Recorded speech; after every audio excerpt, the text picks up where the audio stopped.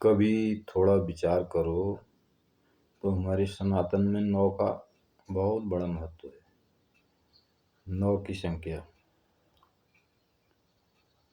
तो अवतार वाणी में बाबा अवतार सिंह जी ने जो 9 बताए, ये 9 वस्तु दृश्यमान है, इनको कहते माया है। 10वां ब्रह्म इनसे न्यारा, इनके बीच समाया है। तो 9 जो बताए, सूरज चांद तारे ऊपर हो गए, मध्य में जो है वायु जीव और आकाश, और जो नीचे हुए अग्नि जल व पृथ्वी। तो ये 9 का यहाँ भी बड़ा महत्व है। इसी तरह यदि हम भगवद गीता देखें तो उसमें भी जो है 18 अध्याय हैं। 18 अध्याय यानी 8 और 1 9। इसी तरह 18 अक्षौहिणी सेना का जिक्र किया गया है, जो 7 अक्षौहिणी सेना पांडवों की और 11 अक्षौहिणी जो है कौरवों की। तो इस तरह से जो है 18 हो गई।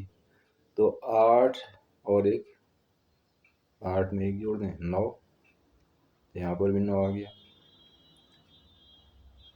तो इसी तरह जो है ये युद्ध भी चला, बात भगवद गीता की हो रही है। तो ये जो युद्ध चला, तो ये जो युद्ध से आंतरिक युद्ध का समझाने का जिक्र किया गया है। तो भगवद गीता बाह्य मारकाट का कोई जिक्र नहीं करती, बाह्य मारकाट का तो उसमें जिक्र है ही नहीं, क्योंकि जब लड़ाई के मैदान में जो दोनों सेनाएं आमने सामने हैं तो उसकी बात तो ज्ञान की ही चर्चा है। तलवारें, बाहर की तलवारें तो कहीं चली ही नहीं है।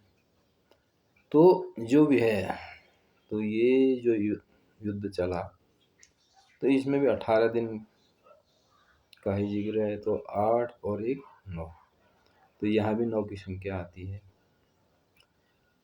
इसी तरह जो 9 ग्रहों का जिक्र आता है, तो वहाँ पर भी 9 की संख्या।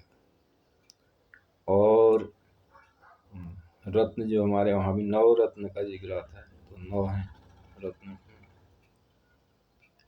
तो अब हम देखें जो अपने शरीर को, यानी जो हमारे शास्त्रों में ये कहा है, तो जैसा ही बाहर ब्रह्मांड है वैसे ही ये पिंड रूप में शरीर है, ठीक ऐसा ही इसका समरूप। तो इस शरीर में भी 9 द्वार हैं, तो 9 द्वार इसमें हैं